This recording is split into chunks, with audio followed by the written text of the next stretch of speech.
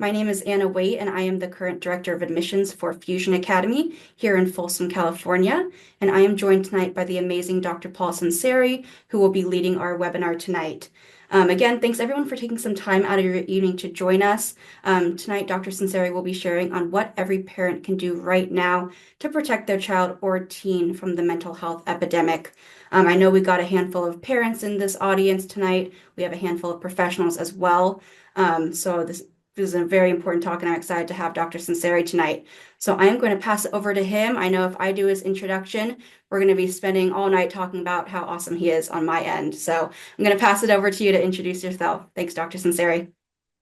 Thank you, Anna, and thank you to Fusion Academy for inviting me to do this webinar. I really appreciate it. It's an important topic.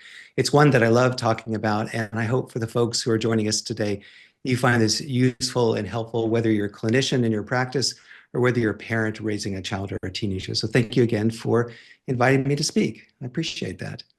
So yes, we're going to be talking about the mental health epidemic, and what I'm going to be doing for you today is telling you everything I know about the epidemic, the causes and contributors. I'm going to run through them sort of point by point. And then more importantly than that, I'm going to teach you very concrete things that you can do to mitigate the effects of the mental health epidemic. So that's our agenda for tonight.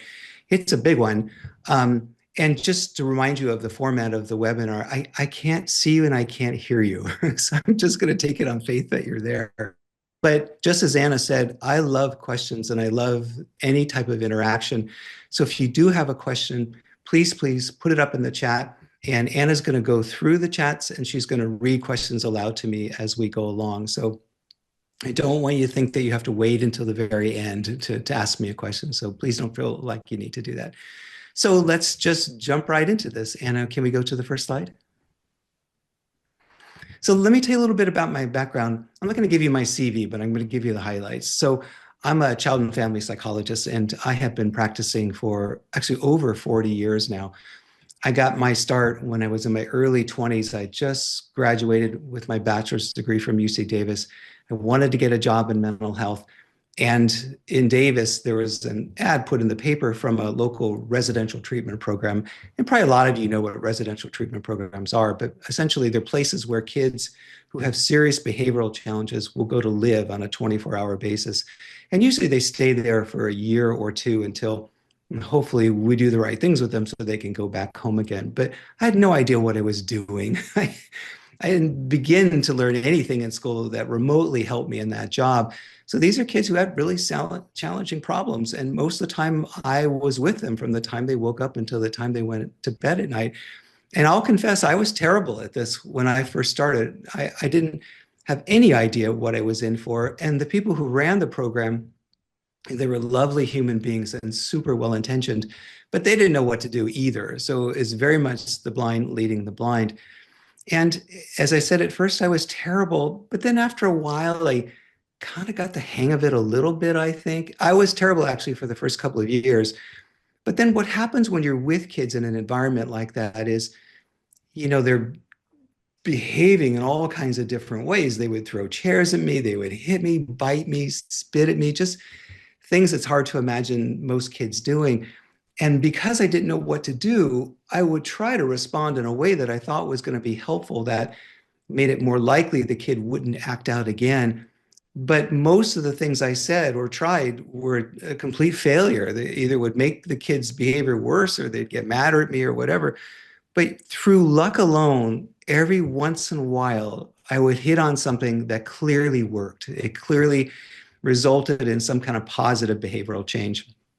It was just dumb luck when it worked.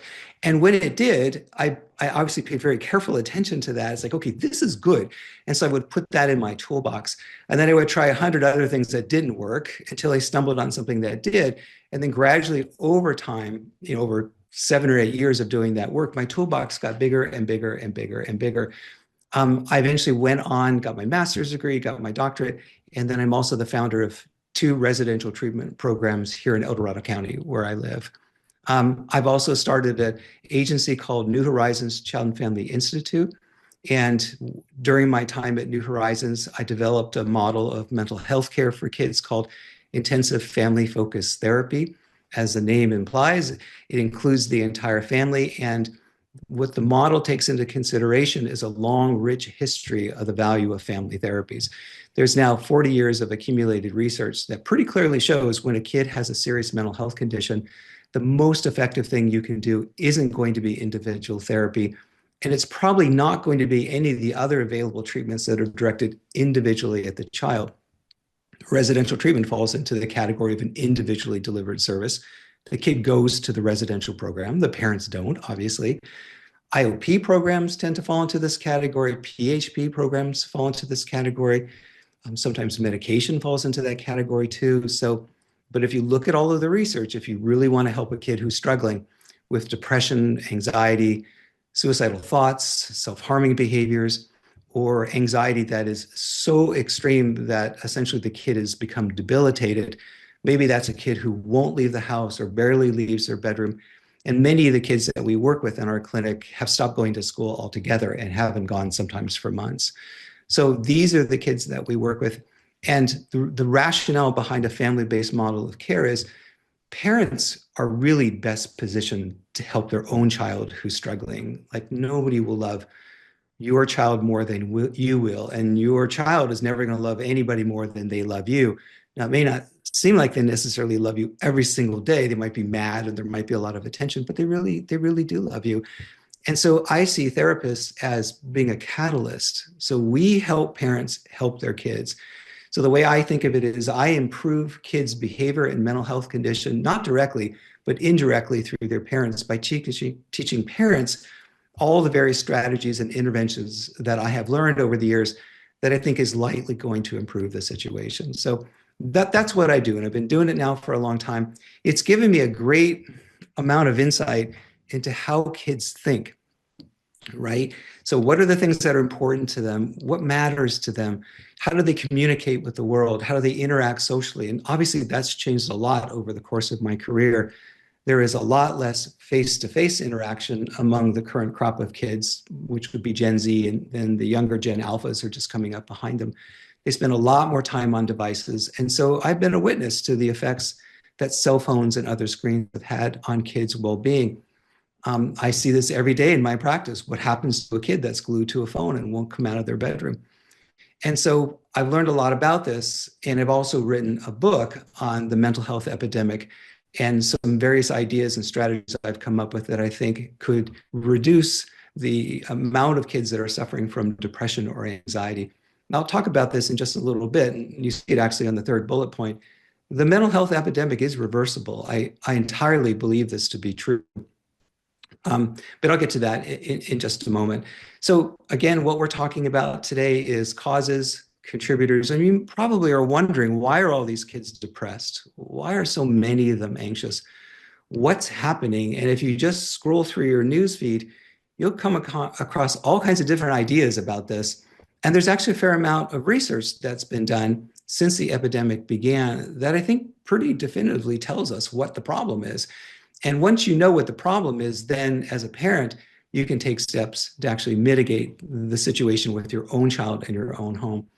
So I don't think therapists are going to stop this mental health epidemic. And the evidence that I have for that is we've never had more therapists than we have right now. And despite the increase in our numbers, the epidemic continues to get worse and worse. And by epidemic, what I mean is that rates of depression, anxiety, and suicide have gone through the roof and have been steadily increasing, actually for a while, going all the way back to the 1970s, but they've become substantially worse in about the last 10 or 12 years.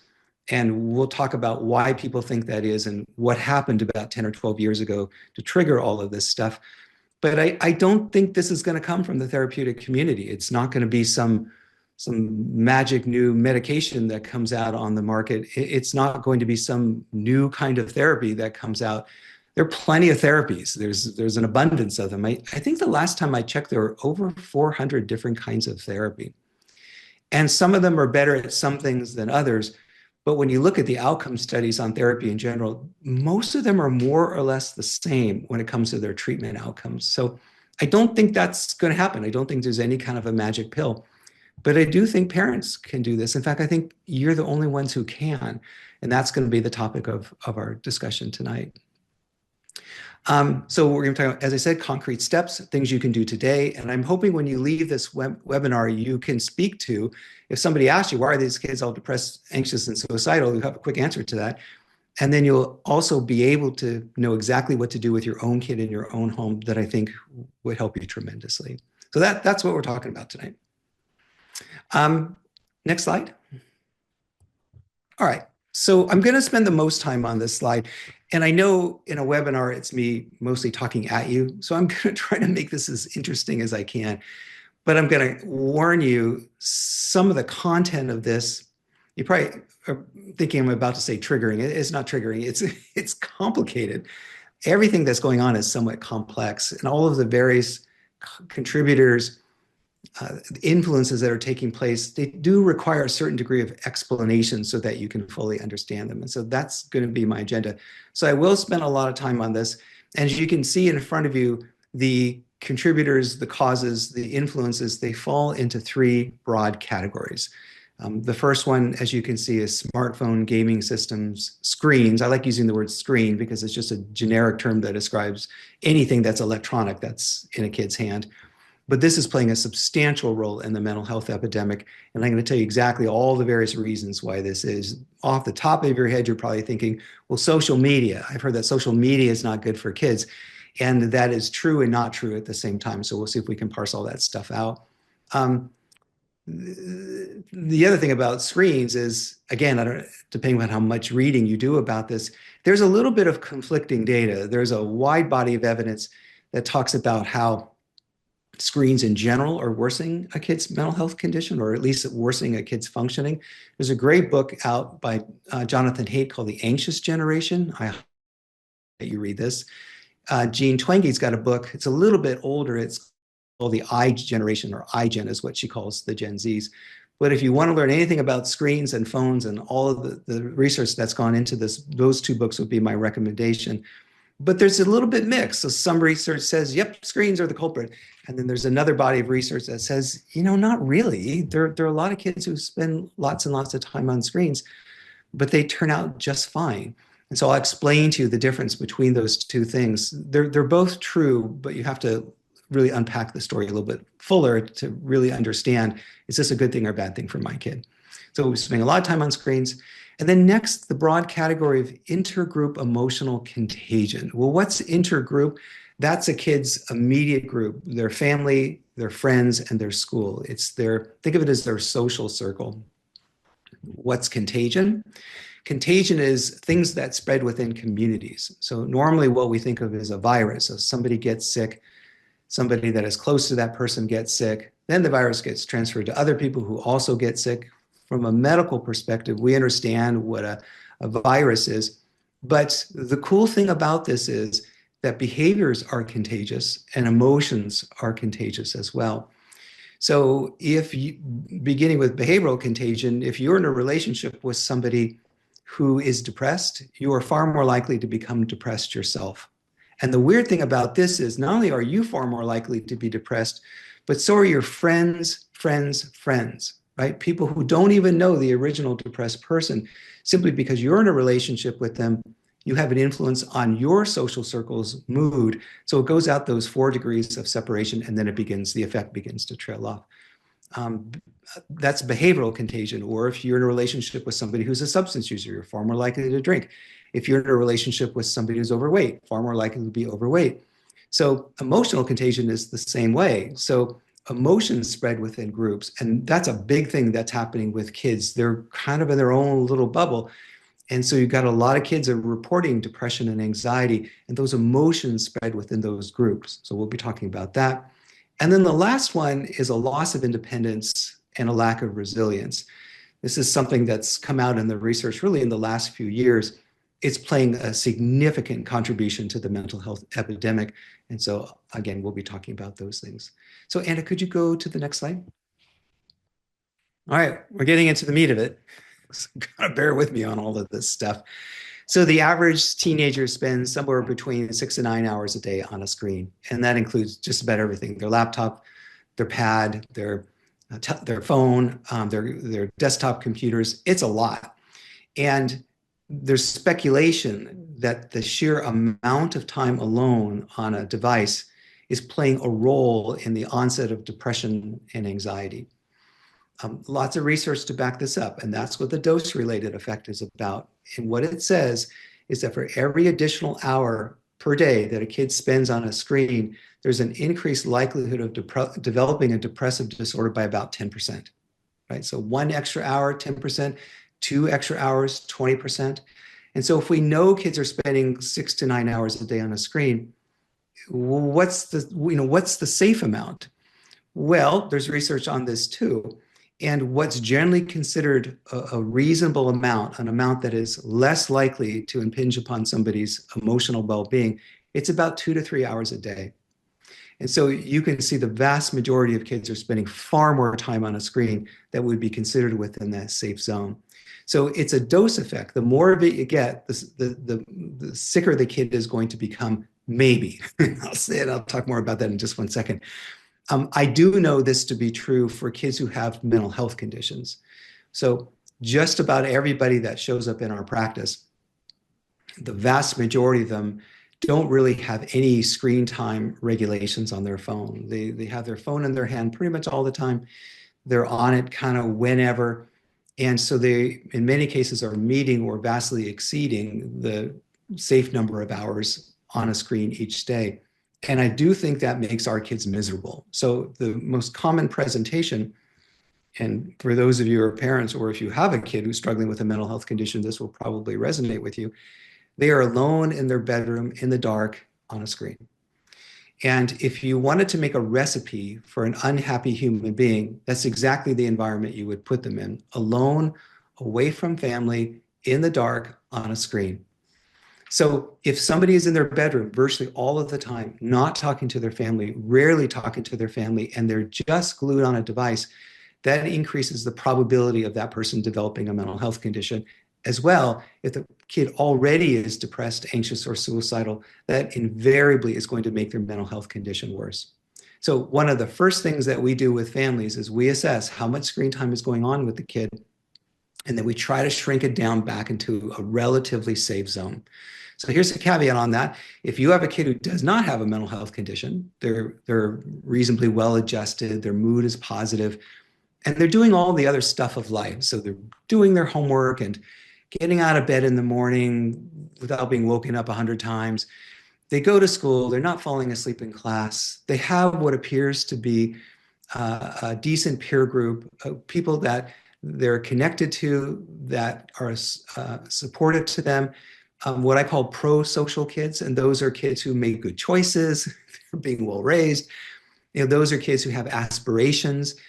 If your kid is doing well and they've got a friend group that is also doing well and building your son or daughter up, then probably the amount of time they're spending on a screen becomes less important to you. So if I had a kid who was just doing life and I had no reason to think that something was going wrong with them, they don't seem depressed, they're not anxious, no issues around self-harm, well-adjusted kid, I would give that kid more screen time. And I would say, there's no reason for me not to. You seem to be handling life just fine.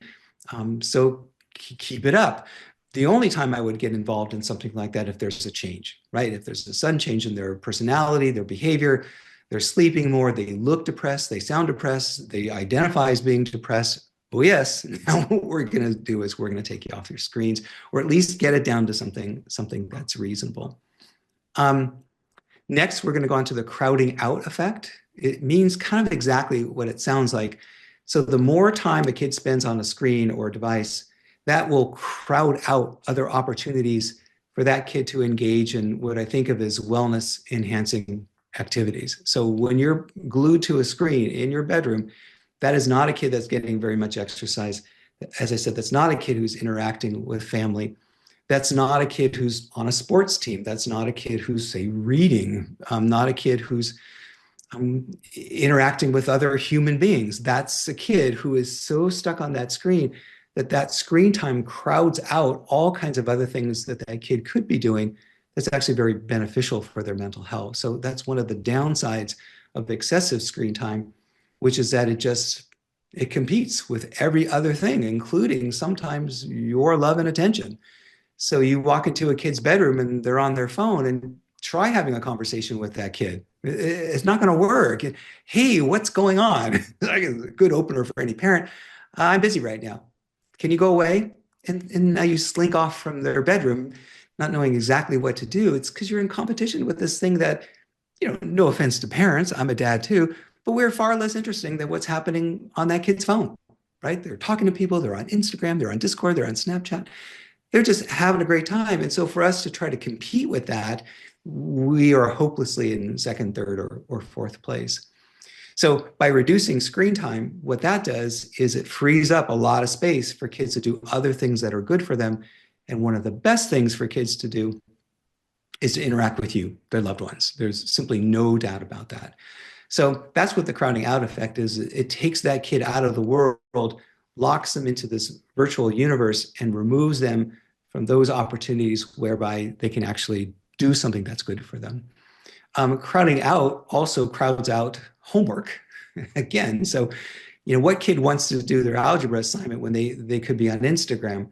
So I don't know if any of those of you who are listening, if you have a kid who isn't doing their homework, maybe they're, oh, I don't know, turning in their assignments late, or they have 20 missing assignments or something like that. Again, good luck pulling them off their phone to get them to do their homework if you don't have some plan in place at home to reduce that screen time into more manageable amounts. So it just gets in the way of kids' lives tremendously.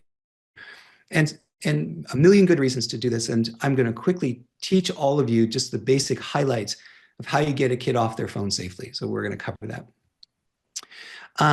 Next, I've already mentioned this one, in bedroom isolation. Some of the kids that I work with haven't been out of their bedroom for days. I mean, they might come out to eat something, right? I work with this one family. They had a 19-year-old girl, and she hadn't emerged from her bedroom in almost a week. She would order DoorDash, so the food was delivered, and what her parents would do is take it from the front door and bring it down to her bedroom.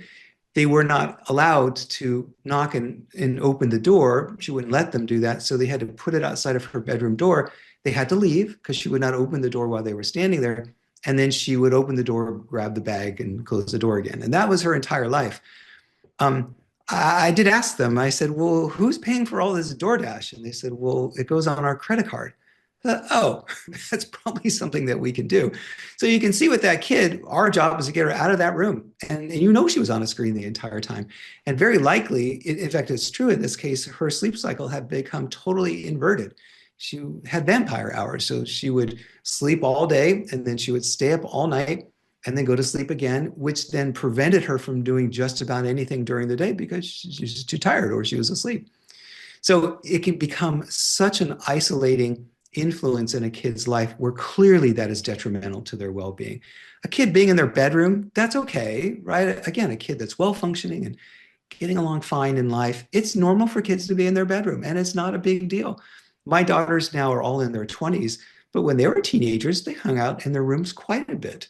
I have no objection to that, because what they were doing basically was they were just in their own space. They were cocooning, they had blankets over them, but the lights were on. It wasn't an unhappy environment. They were just kind of doing their own thing. But I also knew if I were to call down to them and say, hey, can you come help me with something for a second? They'd open the door and come out. They'd be perfectly reasonable about that. And if I invited them to watch a movie with me, they might turn me down sometimes, but a lot of the times they say yes. Or if I invited them out, hey, let's go out to dinner this weekend and go see a movie, I'd almost always get a yes out of them. So they weren't so socially isolated that it was impacting their mental health. They were just being a kid. So I'm not saying kids shouldn't spend time in their bedroom. But what I am saying is kids who are isolating in their bedroom is an entirely different thing. And that's going to require a parent's time and attention. And back to what I said about therapists not being the ones who are going to pull us out of this epidemic. I've done a lot of individual things. I did a lot of it early in my career, both with younger kids and teenagers. And if you have a kid that is on their screen the entire time, in their room, not talking to their parents, there is nothing I can say or do as a therapist that will change that. Absolutely nothing. And I can have a million conversations with that kid about the benefits of putting their phone down and getting some exercise and eating healthy, all the things. And typically what happens with that kid, they go, yeah, yeah, that's a good idea. But they have no intention of doing it. I don't have any kind of influence over that kid. There's nothing I can do that will get them off their phone, but there are a million things parents can do. And that's why parents are best positioned. If you have a kid who's spending too much time on the phone, and their screens are starting to cause a problem, the only people that can get them off their phones are you guys. And it is entirely doable. We do this every day in our practice. We know exactly how to get kids off of a screen. They protest like crazy when we first start to do it. That's unfair. I can't believe that you would do this. None of my parents tell them that they're spending too much time on their phones. What's wrong with being on my phone? You know, that's how I have friends. And you told me that I should be more social, but now you're telling me not to be social. You're a hypocrite. Or they'll say, you know what? I am so depressed. That is the only thing that makes me feel better. And so how can you possibly ask me to do less of this thing? And those are semi-persuasive arguments, right? They kind of get you a little bit. The most persuasive argument, and we hear this frequently, is if you make me get off my phone, I'm going to kill myself. That is a showstopper, or at least it's a showstopper for every parent because they're going, oh my God, well, that would be horrible. And I can't possibly do this because they're telling me this is going to happen. And, now what do I do? So there's a lot of inertia that takes place. And there's so much fear and anxiety about doing the wrong thing or pushing a kid too hard because the kid has just told you, if you do this thing to me, here's what I'm going to do in response. In our practice, we have learned many safe ways to get kids off of their screens, even the ones who say, if you do this to me, I'm going to kill myself. Generally, in that situation, what is most likely going on is the kid has learned how to leverage their mental health condition to influence their parents' behavior, right? So when you say, if you make me put down my phone, I'm going to kill myself, they have learned that when they say those things, the parents back off. So the kid's behavior to say those particular things, those magic words, gets highly reinforced over and over and over again, because again, what parent is going to say, well, put it down anyway, right? But we've learned how to be able to do this with kids so that we can safely get them off the screen. And we know exactly how they're going to protest. We know what they're going to do. We know what they're going to say. And it's going to be difficult at first. And the kid will loudly object to this and probably try to find their own workarounds to this problem. So I guess now would be a perfectly okay time to do it. There are plenty of ways to get kids off of their screens and to reduce it. Usually the recommendations we make to parents before they begin any of this is prepare for the storm, because there's going to be one. So preparation, what that means is first thing you do is you learn how to selectively disable Wi-Fi connections to all the various devices that you have in the house. And all modern routers are capable of this now. You just go into your router setting, and right there will be a list of every device in your home that has a Wi-Fi connection that's consuming bandwidth. It'll probably be identified by numbers, and there are probably a lot of them. Most homes have quite a few electronic devices. And then you have to identify each individual device. So it might be your cell phone, your partner's cell phone, 3 or 4 kids in the house. You have to figure out each of their individual cell phones, every gaming system, every Alexa, everything. It sounds worse than it actually is, but it's highly worth the investment. And then you give each one of those a name, Johnny's cell phone. So, okay, this is great. And this is helpful because a lot of kids will not stop gaming when you ask them to, or they will not give you your phone when you ask them to. So to selectively be able to disable their Wi-Fi connection is highly valuable to you. And I never recommend that parents physically take devices away from kids. Lots of kids you can, and it's probably not going to be a big deal. But the kids that I work with, it'll get into a fist fight if you try to do that. So I never recommend that parents do that. But why would you need to? So if you can disable a kid's Xbox, why would you need to take it, right? It works really, really well. And then the second part of this is most kids have data plans on their phones. It's their cellular capabilities. And that's something that you pay for. It's part of your plan. But if you really want to be able to control a kid's cell phone, highly recommend you disable their cellular plan, because if a kid has a cell connection, their phone is fully enabled, whether they have a Wi-Fi connection or not. So you disabling their Wi-Fi connection will have zero effect on their phone's capabilities. So I highly recommend that parents turn that off, at least as you're trying to get a handle on this stuff. Sometimes to that, I hear, well, what if I need to get a hold of my kid? And my response to that is generally, we all survive for 100,000 years without cell phones. We all manage to get a hold of each other for the most part. And if you think it through even more carefully, that kid may not have a cell phone connection, but the kid standing next to them does. You can always borrow their phone. Or if something happens in school and they need to get a hold of you, they can go up to the office and use the phone there. And generally this is temporary anyway. Eventually we move back in the direction of giving them a cell plan, but lots of times disabling it is the smart choice. Kids will hate it. They're going to hate a lot of this, but ultimately it's in their best interest to do these things. The other thing that we recommend is that parents install some sort of third-party app that allows you to completely disable their phone remotely from yours, to be able to block certain applications, to really be in charge of where on their phones they're capable of going. The reason for this is because there are many social media platforms that by themselves are not problematic, but can be used in a very problematic way. So what would that be? Discord. I think Discord is the biggest offender that's out currently. And the reason it's a big offender is because it started off as a messaging platform for gamers. That's how it was originally developed. And so kids who are into games could communicate with each other and share cheat codes and all kinds of different things. But it's really morphed into something very different now. It has what it calls servers, but servers is just another word for chat rooms. So there are countless chat rooms that kids can go into, and many of them have as their theme content that is highly problematic for kids who have mental health issues. So there's a chat room for suicide and self-harm. There's a chat room for depression. There's a chat room for I hate my parents. There's a chat room for almost anything. And we'll get to that echo chamber in just a few minutes. But to be able to determine what social media applications your kids can access is highly beneficial, particularly if you have a kid who's struggling. And we are fairly unapologetic, and we encourage parents to be fairly unapologetic too, which is, I don't want you down Discord because it hasn't been good for you, right? You can Google this if you want, but we also know that social media plays an influence in depression and anxiety. You are depressed, and so as your parents, we're going to step in and take some steps to make sure that you're not accessing a platform that we think is going to make you more depressed.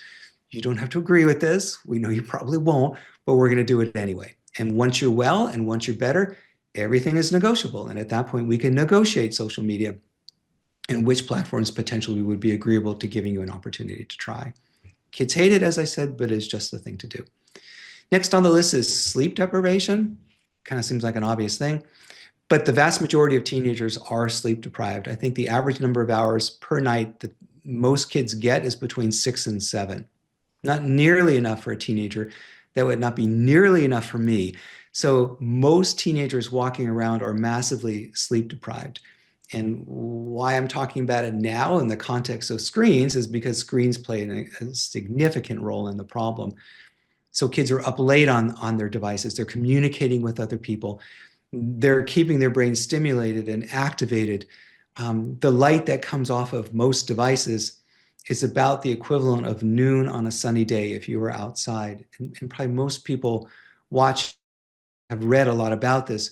But basically the idea is, in order for people to become drowsy, which is what allows us to fall asleep, your brain has to understand that it is now nighttime. So during the day, because we're on a 24-hour circadian rhythm, we are acutely aware of and sensitive to the amount of daylight that there is outside. So every time you walk past a window, you don't register this, but your brain does.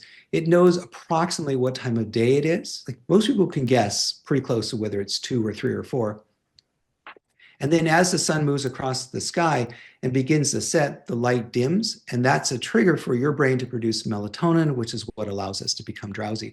The problem is if you're glued to a screen all of the time, it's like your brain now comes to believe it is still daytime, which suppresses the production of melatonin. That's the first problem. The second problem is screens are so activating, our brains are constantly energized by these things. And again, nobody can be drowsy if they're talking to their friends or scrolling or doing whatever. So sleep deprivation is a massive problem. And don't underestimate the possibility of this being something that happens to your kid. The first clue from me that somebody is up on a device late at night is when they can't get out of bed the next day, right? So they sleep through their alarms. They insist that they can't wake up to an alarm. It's a very common thing for kids to say, but it, in most cases is not true when you dig into it. Excuse me, parents might have to wake them up 10 times to get out of bed. They're super grumpy. And they'll say things like, well, I'm just not a morning person. Well, lots of us aren't. But if you're up super late at night and you're only getting 4 or 5 hours of sleep, who can be easily woken up under those circumstances? So when I hear that about a kid, that is my first suspicion. Now, granted, there are kids who have a hard time falling asleep who aren't on a screen. That does occur, but it's less probable. So the rule of thumb is first, no screens in a bedroom at bedtime, none. They all go someplace else. And what I would recommend is those screens, phones, all that stuff go into the parents' bedroom, because it would worry me if you put them out on the kitchen counter that that kid's just not going to come out of the room and jump back on again. Lots of kids would do exactly that. So all screens out of the bedroom. Even if you have a phone in your room, and maybe this is a pretty conscientious kid, they're pretty good about trying to go to sleep, but the thing's going off all the time. It's lighting up, sounds. The temptation to pick it up and look and see what's happening is just tremendous. So even the device in the room creates a sense that at any moment I could jump back on it again. So you want them out of the bedrooms. What I recommend too is that all devices are off and turned in at least an hour before bedtime, because an hour gives you a solid amount of time to decompress, for your brain to again sense the amount of light, the production of melatonin, and you're not going to be so activated that it interferes with your ability to fall asleep. So about an hour is good. Some parents prefer to set all of their screens on a timer, so everything is deactivated at 9 o'clock at night.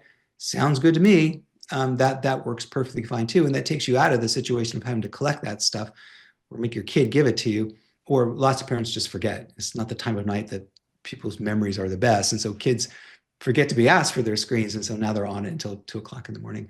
And many kids will sneak screens too, which is why, again, the bedroom I think is my recommendation. So sleep deprivation is a big thing, and sleep deprivation is not just about it's difficult for them to wake up in the morning. Think of yourself the last time you got 5 hours of sleep.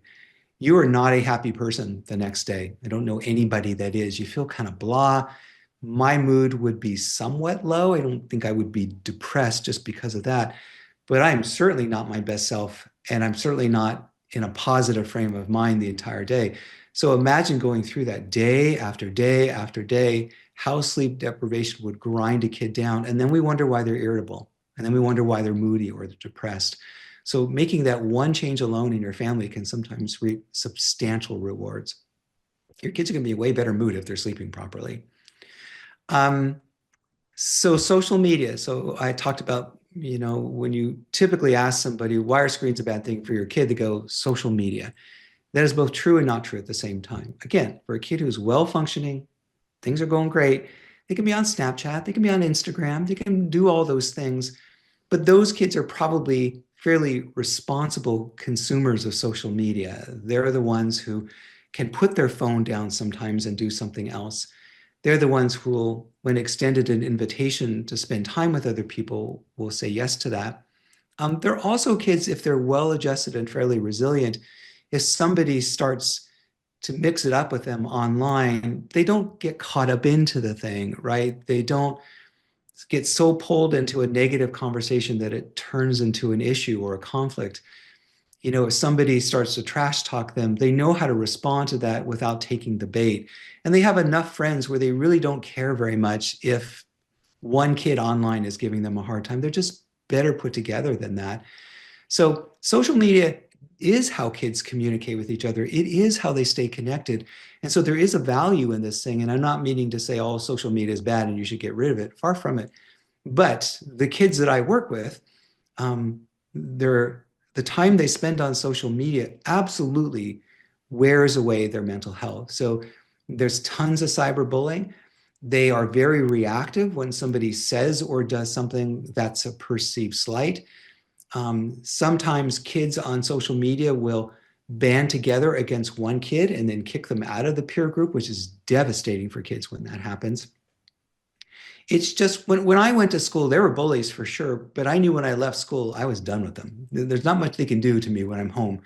But that's not true anymore. You can bully a kid 24/7 relentlessly. And kids, some kids, oh, I hope this doesn't come out wrong when I say it. I don't mean to sound judgmental.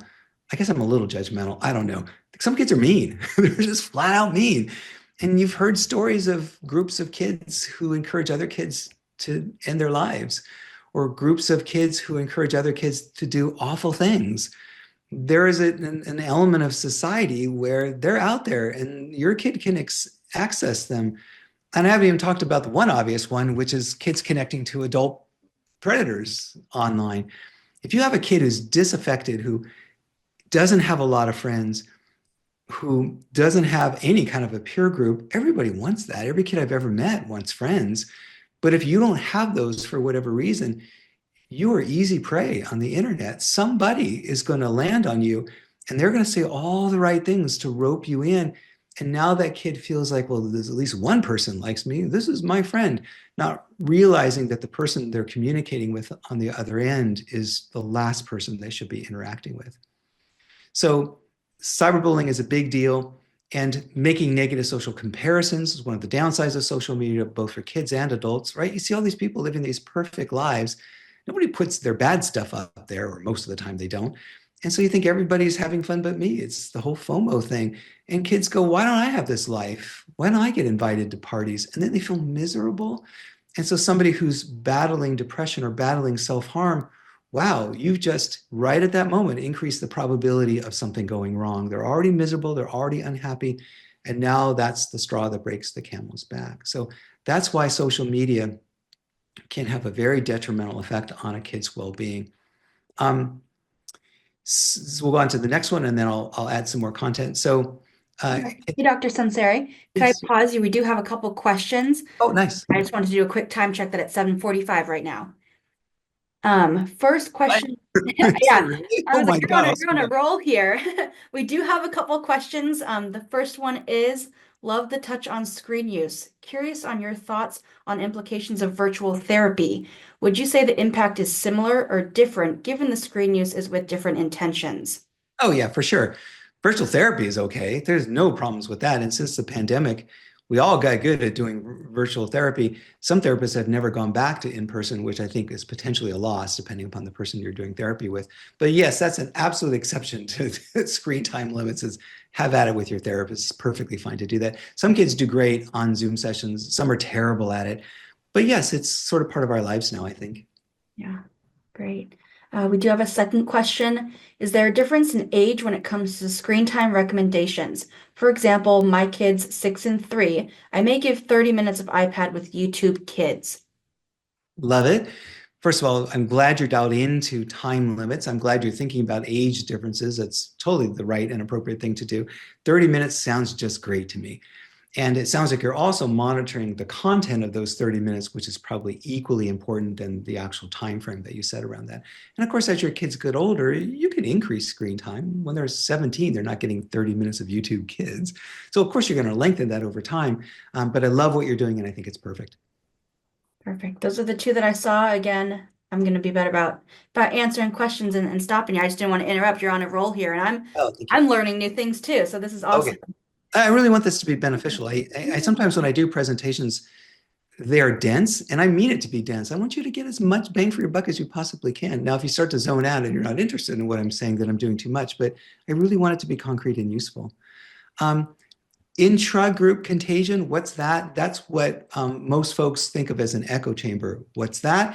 That's when you're in a closed social circle and you can, within that closed social circle, negative emotions begin to spread almost like a virus, and they resonate within that chamber. So what like, so you kid who is unhappy, their best equally unhappy, they get online together, they say things like, my life is miserable, my parents suck, they don't pay any attention to me, or they only care about my grades. And then the other kid goes, mine are like that too. Now, whether they weren't or they weren't, that's what the kid is going to say.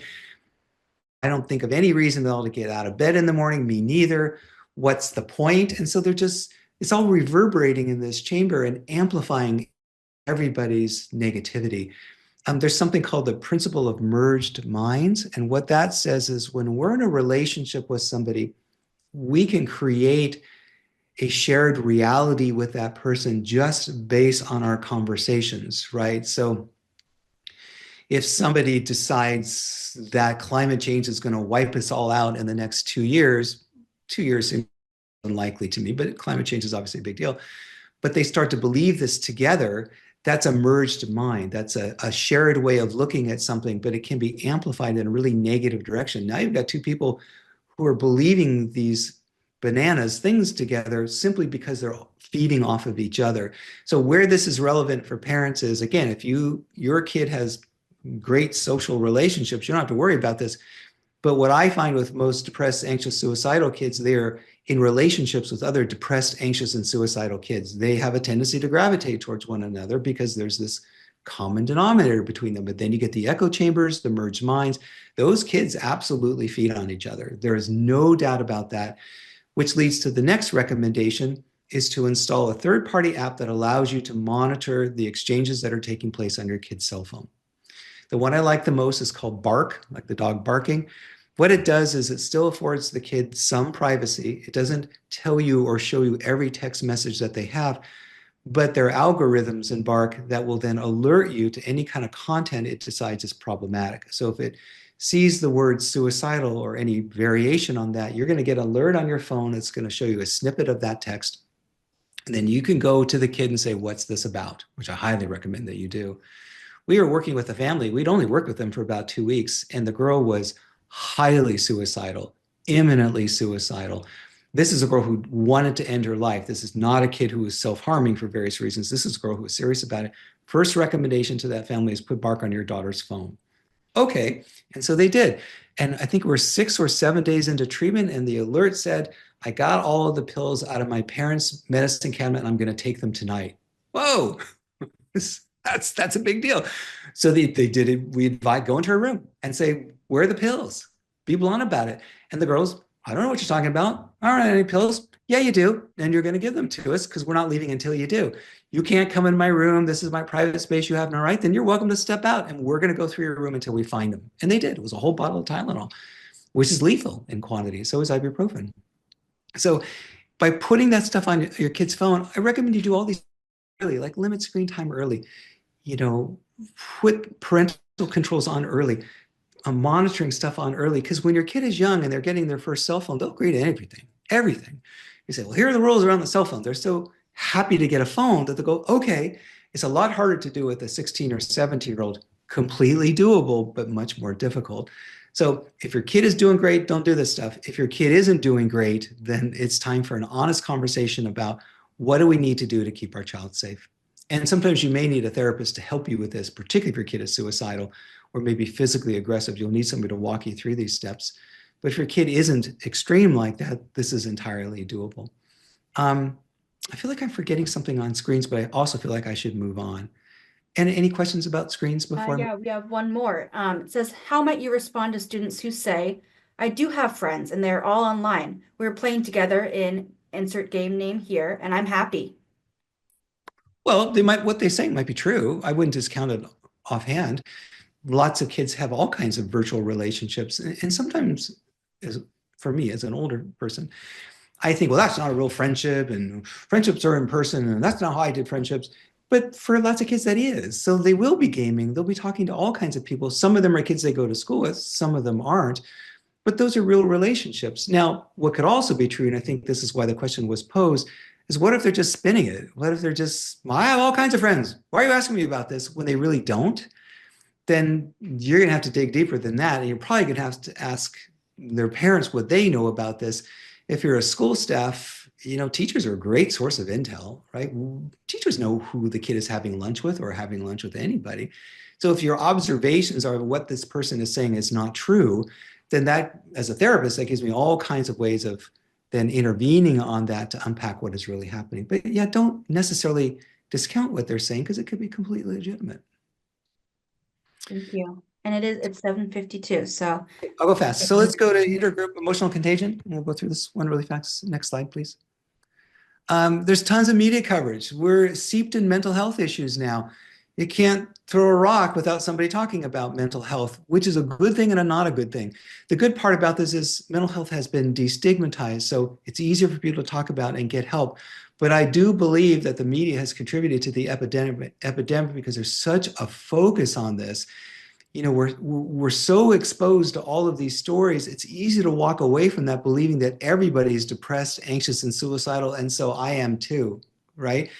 So all of the abundant media coverage is making the problem worse. There's so no question in my mind about this. Every teenager I've ever worked with believes the world is going to hell. They just do. But if everybody is sharing in that belief because the media is exposing us to us, that's not a healthy thing. The antidote to that is you counterbalance some of what the kid is reading with what you believe to be true as a parent. Well, some people are depressed, some people are anxious, that's true, but most people aren't, to be honest with you. And the cool thing about life is it just gets easier once you get out of high school. Well, high school is probably gonna be the hardest time in your life. But when you're an adult and you got freedom and you can make these decisions for yourself, it really does get better. I mean, I promise you it gets better. Everybody at your age feels this way, but it does get better, despite what you might be reading all the time. Um, and unhelpful adoption of mental health language, there is so much self-diagnosis that's going on among kids. They get most of their information from bad sources, TikTok, for example. I have this and I have that.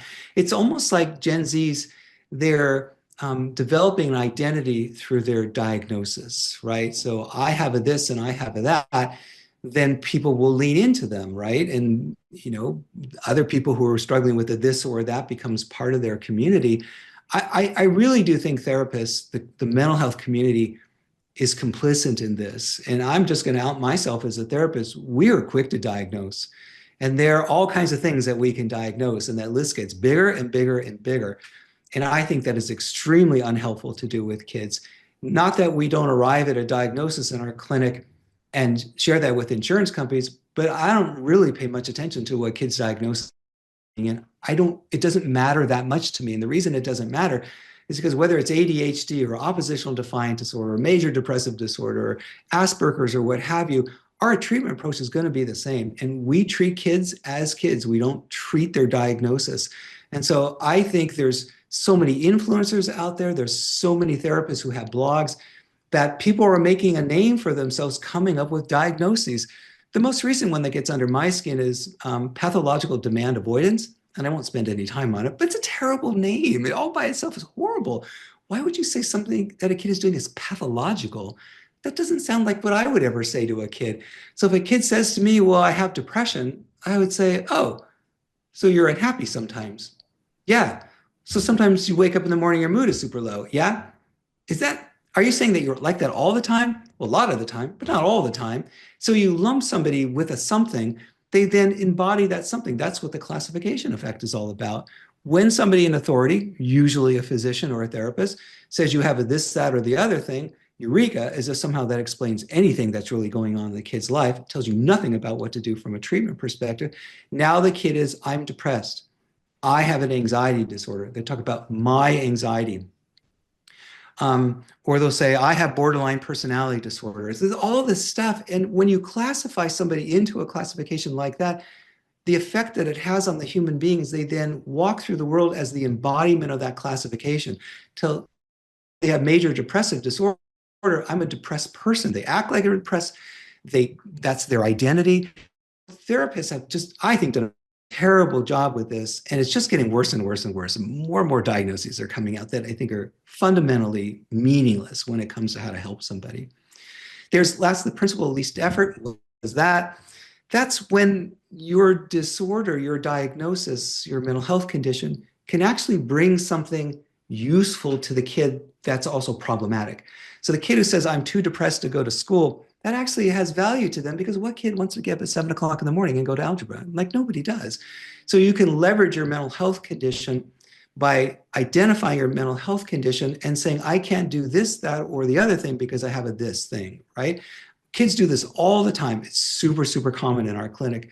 It's the rule and not the exception. And so the message we give to kids is, yes, you are depressed, and yes, you have more anxiety than maybe the average person does, but you still need to go to school. That's your responsibility. Depressed people do things, even if they're feeling depressed.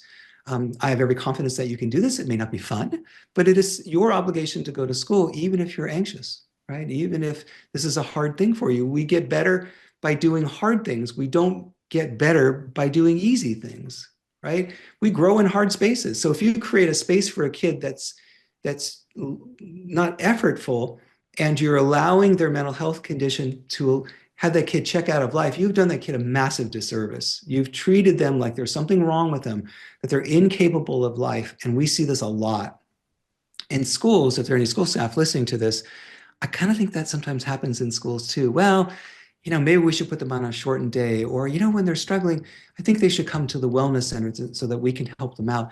Well, they've got 20 missing assignments. It's the end of the semester. Why don't we waive a bunch of these just to make sure they pass their class? Super well-intentioned, very kind, but you're selling that kid short, and you're teaching them that you can put a lot less effort into something, and the world is going to just give you a pass on that. I totally don't agree with that. We have parents who try to excuse their kids' absences when they just refuse to go to school. That is not an excused absence. That's an unexcused absence. They should take the unexcused absence, take the detention, take the Saturday school. That's just how life works. And so there are a lot of things that kids get out of their disorder. And I think it's really easy for parents to fall into that trap of kids life so easy and painless that you're just worsening their mental health condition rather than trying to make it better. So I'll go fast. Last one. Yeah, and somebody did put in the Q&A, they said PDA equals persistent desire for autonomy. Yeah, I think it's being renamed, right? I don't object to that in any way, but what's the difference between PDA and oppositional defiant disorder? I'm a therapist. I don't know the difference. In fact, I think what somebody will say is, well, PDA is an offshoot of autism. It's something that autistic kids do more often. Well, if you avoid a demand, that sure sounds oppositional to me. Why do we have to come up with yet a new name to describe basically the same thing? And I don't even like the diagnosis oppositional and defiant disorder. Is that a real thing, oppositional and defiant disorder, the way pancreatic cancer think? I don't think so. It's just a bunch of behaviors that kind of come together at the same time. This is not a disease. This is a kid who's massively stubborn. Again, it tells us nothing about why they're stubborn, tells us nothing at all about what to do to help them with their stubbornness. I just think it's too much, and it's not helpful for people. And if somebody listening to this, thinks differently about PDA, more power to you. I don't mean to say that you shouldn't do that. I'm just saying that's how I see it as somebody who's been doing this for a long time. I get a little fired up about it because it's not good for kids what we're doing. It just isn't. The last loss of independence and resilience, this has never been a generation of young people as safe as they are.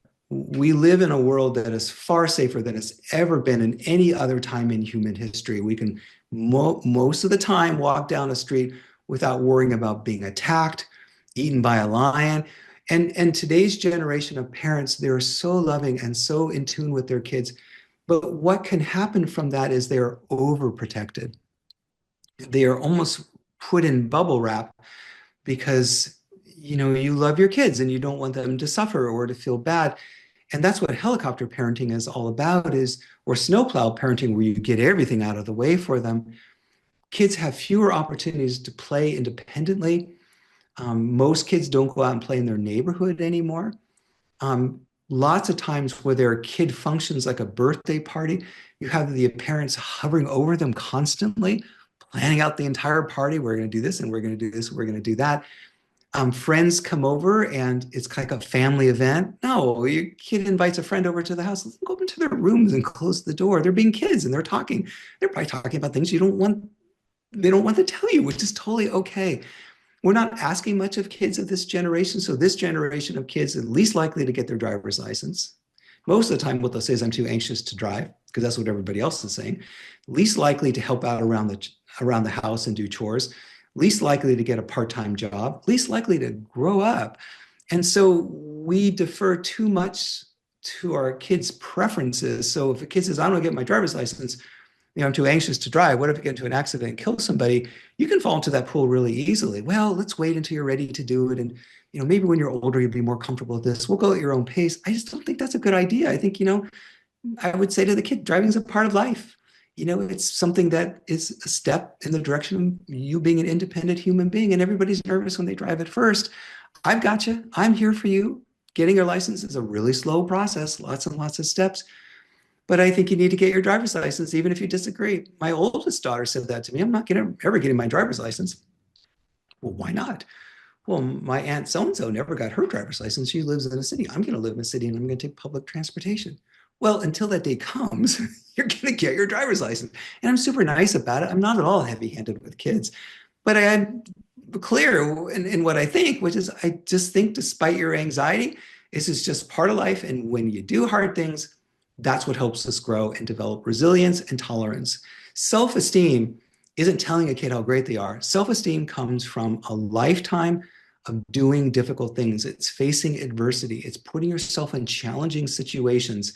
And sometimes it includes failing. We grow a lot when we fail. But if you clear out all those obstacles from a kid, never give them a chance to be in a situation that makes them uncomfortable, showing them that they can master those situations, or even if they don't, that they're still going to be okay, it's a big disservice to kids. So highly recommend you have your kids do chores beginning from a young age. And as they get older and become teenagers, they should, I think, help out a lot around the house. Some of the families I work with, well, what's their chore? Well, they empty the dishwasher when it needs to be done. What else? That's it. Really? That's it? There's so many more things that they can be doing. It also prepares them for life. I've already mentioned driver's license. Well, I think kids should get a job. I think once they're about 16, they should get a part-time job, which brings to them a million good things. It's a great life experience, how to be someplace on time, to do what you're told to do, who isn't your parents, who's going to be far less patient and tolerant with you than your own parents are. You have to interact with customers, interact with coworkers, interact with managers who are maybe a year or two older than you are, who are probably sometimes not very nice people. We grow from all of that stuff. So don't sell your kids short. Ask them to do hard things, but support them as they're doing it. But lots of times I don't think you should take no for an answer. I may have gone too fast. I just overshot the mark a little bit. Let me look and see if I missed anything. Yeah, and we do have a question that came up. Okay. They asked, you touched a little on the self-diagnosing with the TikTok education per se. Any tips on supporting kids and even parents diagnosing their kids who are falling into this trap? I've seen a good chunk of kids come through with the belief around how cool it is to have autism, ADHD, PTSD, borderline, you name it. While it's a twofold, yes, accepting mental health, but does also seem to be overdoing it. Totally agree with what that person asked. I couldn't agree more. And again, I think therapists are complicit in this too. We overdiagnose kids. We're wedded to our diagnoses. I'm an expert on autism. And now every kid looks autistic to them. I'm an expert on trauma. Everybody looks traumatized to them. I don't see mental health through that lens at all.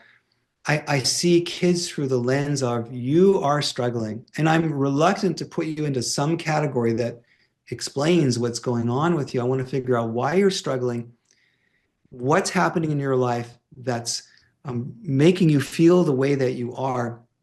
And then I want to get to work right away, and I want to mitigate all of those things. What most of the time I think happens with the kid who has a mental health condition is they're in a situation or a context where things are happening to them that they're not able to successfully navigate. So maybe this is a kid who's just connected to some really negative peer group, or maybe they're online with people who are bullying them, or maybe they live in a family where their parents are fighting with each other, or parents who are highly reactive themselves. They're in some sort of a situation or context, and it's that situation or context that's affecting their well-being. This whole notion of these being brain disorders, some of them are, for sure. Schizophrenia is a brain disease, for sure. Is oppositional defined a brain disease? No, no. And the reason I know that is because if you could change the situation and mitigate all of those influences, they're not oppositional anymore. They're happy, fairly well-functioning kids who now seem perfectly normal and typical to me. What happened to the brain disease? It's just nonsense to do that. And you're chasing your tail. And sometimes there's this belief, mostly among kind of the lay community, that something is happening to the kid. And if only you could figure out what that something is, what's underlying their problems, once we uncover what is really going on, then that's what treatment looks like. Is I don't see it that way at all. Most of the time, there isn't a thing. Most of the time, nobody knows how they got to be this way. Maybe it's a temperamental difference. Maybe it's a situational variable, but it doesn't really matter to me. Again, how they got to be this way, I'm gonna treat them, and I'm gonna do all the things that I know work with human beings. And then does their diagnosis go away? Yeah, because it wasn't really a thing to begin with. Now I know that's kind of controversial, and I know a lot of therapists would probably disagree with me on that, but that's okay. That's just how I've seen it after 40 years of sitting with kids and their families. And can we go on to the next slide? I've done a series of 3 workshops for parents at the El Dorado County Public Library. These are links to the 3. They're long, they're about 2 hours each. But the first one is devoted to how to reduce screen time. It goes into a lot more detail than what I just did. There's a second one, how to communicate, how to improve communication with your kid. And I strongly believe this to be true. And nobody believes me when I first say it. There's never a reason to argue with a teenager. You can have whatever your last argument was with your kid, that's going to be your last argument. There's never a reason to argue. And in that workshop, I tell you all the various different ways that you can sidestep arguments and not ever have to raise your voice with kids, not ever have to do a back and forth that doesn't seem to go anywhere. It's just how to communicate and how to sidestep all of the conflict that often arises from kids who maybe are more oppositional. And the third one is how to just resolve conflict, all the various different strategies that I've learned. So those are clickable links. I don't know how long these are going to be up. I'm probably going to take them down at some point and replace them with other things, but they're certainly up there now. So those are yours to access, and I hope they help you.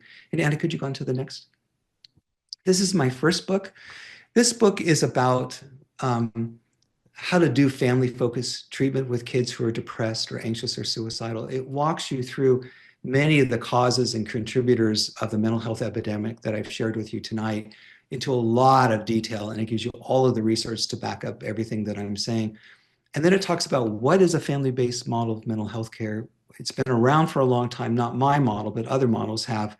And then it goes into treatment. It walks you through exactly what we do with kids from the moment they walk in until the moment they walk out the door.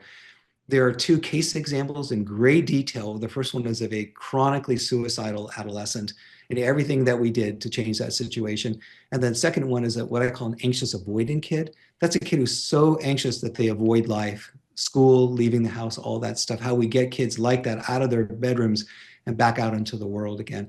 So it's kind of a treatment manual, but it's also for parents too. It's a great way to get a glimpse, pull back the curtain on what therapists actually do.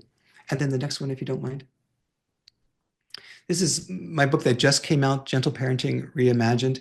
This is a self-help book for parents.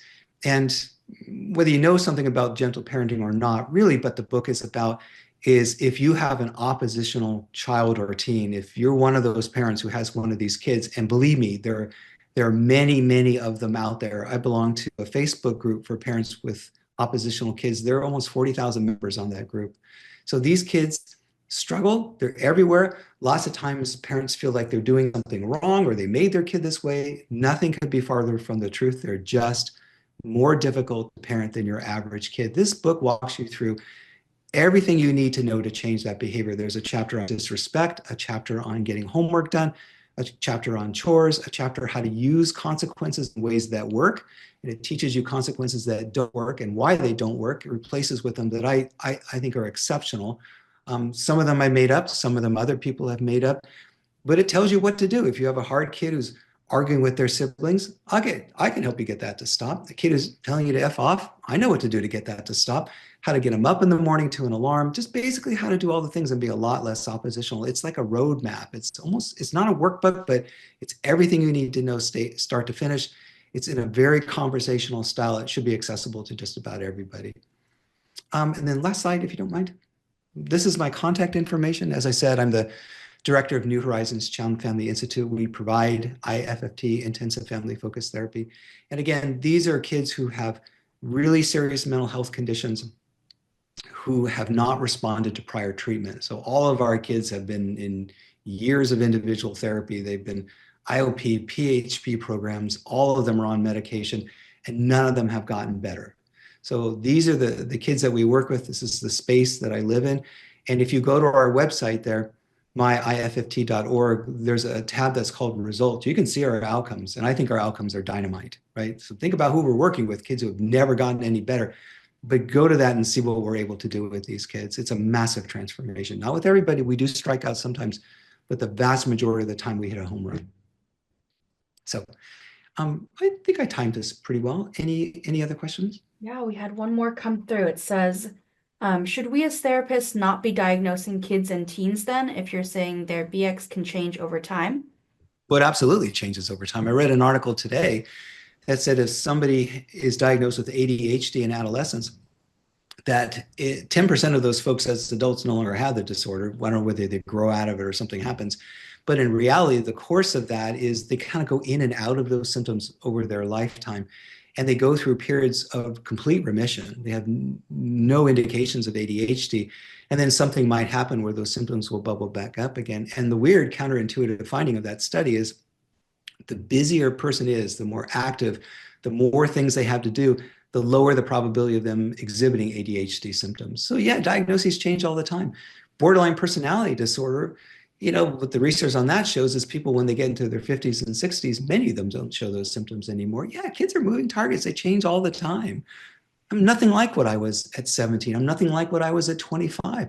I'm not saying you shouldn't diagnose somebody, but to me, the diagnosis is almost immediately obvious. Like it doesn't take a lot of thought or consideration. I can spot an inattentive kid.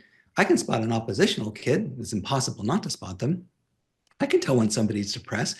I can usually tell when somebody isn't on the high functioning end of the spectrum because, to be honest with you, a lot of times they just look like regular kids to me.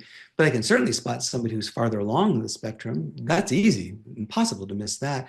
So I just don't think in terms of diagnosis. To me, it feels useless. As I said, I want to get to work solving people's problems. I don't want to get stuck on this thing. But again, that's my perspective. One therapist.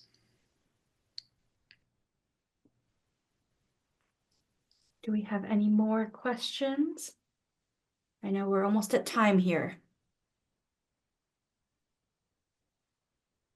And awesome. And yep, on the screen is Dr. Sunseri's contact information, his website. I do have the email addresses of our attendees, so I will go out ahead and send these slides out to you folks as well. And assuming that recording signal is correct, I should be able to send out the recording to folks as well, especially for folks who may have missed tonight's event. So we gotta thank you in the chat. I just want to thank you again, Anna, and for Fusion in general. This is really a fun webinar for me. I feel like I talked and I talked and I talked because that's kind of the format.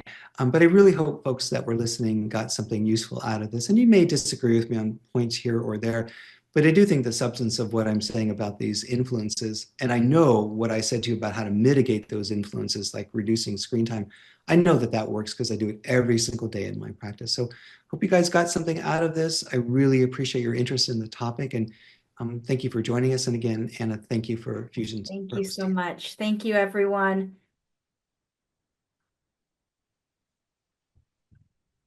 Got a handful of thank yous in the chat. Nice. Yeah. And I see folks hopping off. If anyone has any last questions, you're welcome to hang around a minute or two more. Yeah, I'm happy to answer questions, or just call me or write me. You may not necessarily need to work with me, but if you have questions about your kid or how I can help, I'm always happy to have a conversation. Yeah. And we got a question. Are you currently accepting new patients or clients? Well, I only do IFFT. So if the question is, do we have room for a family? We do right now for one. And that's a moving target as well. Sometimes we have no openings at all, in which case there's a waiting list. Sometimes we might have one or two. It depends on who's moving out, which frees up the space for somebody to come in. But right now, yes, we do have room for one family. And IFFT is covered by insurance the vast majority of the time. There's some exceptions, but almost always we can build a private insurance.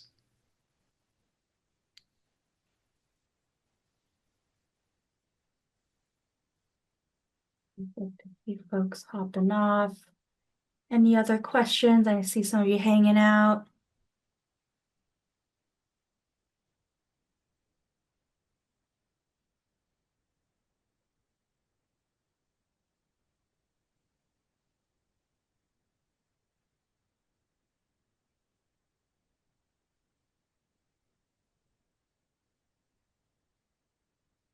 We do host a handful of events throughout the year, both in person and virtually. This is the first one of the calendar year, so thank you, Dr. Sunseri, for being first up and being a great one. Oh, thank you so much. And again, my pleasure to be here. Yeah.